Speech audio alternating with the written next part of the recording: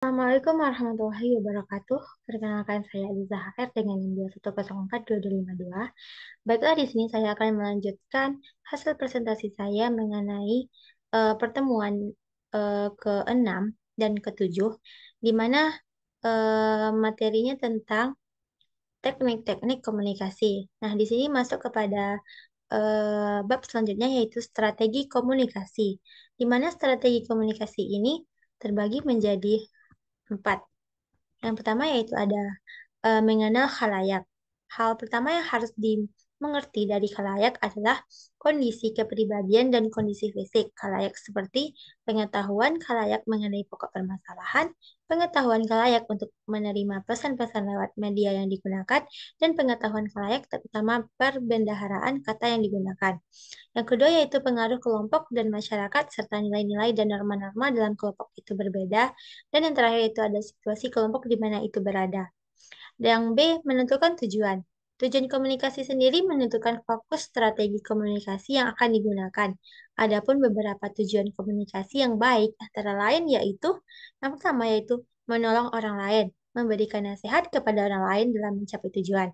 Yang kedua, mengevaluasi perilaku secara efektif, yaitu suatu penilaian untuk mengetahui hal-hal yang akan mereka lakukan setelah menerima pesan. Dan yang terakhir yaitu dalam menyelesaikan masalah atau membuat keputusan harus ada komunikasi yang baik. Yang C, menyusun pesan. Syarat-syarat yang perlu diperhatikan dalam menyusun pesan yaitu ada 3. Yang pertama, pesan harus dirancang dan disampaikan sedemikian rupa sehingga dapat menarik perhatian sasaran. Yang kedua, pesan harus menggunakan tanda-tanda yang tertuju kepada pengalaman yang sama antara sumber dan sasaran, sehingga sama-sama dapat dimengerti. Yang terakhir yaitu pesan harus membangkitkan kebutuhan pribadi, pihak sasaran, dan menyarankan beberapa cara untuk memperoleh kebutuhan itu. D. Menetapkan metode dan memilih media. Terdapat 4 ciri pokok dalam komunikasi melalui media, terutama bagi media massa, yaitu pertama, bersifat tidak langsung, artinya harus melalui media teknis.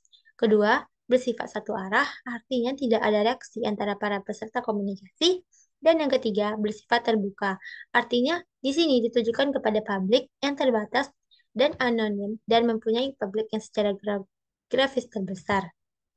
Adapun hambatan komunikasi efektif, yang pertama yaitu pesan tidak jelas dan menimbulkan tafsiran atau persepsi lain.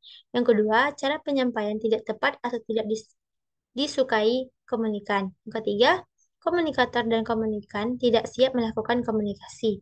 Yang keempat, hubungan antara komunikator dengan komunikan tidak baik.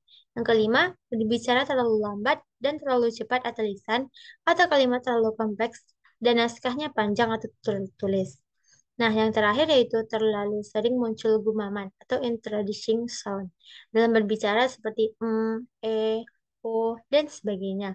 Gumaman akan menimbulkan persepsi pembicara tidak menguasai materi pembicaraan. Baiklah, hanya itu materi pertemuan 7. Saya akhiri dengan sekian. Terima kasih. Assalamualaikum warahmatullahi wabarakatuh.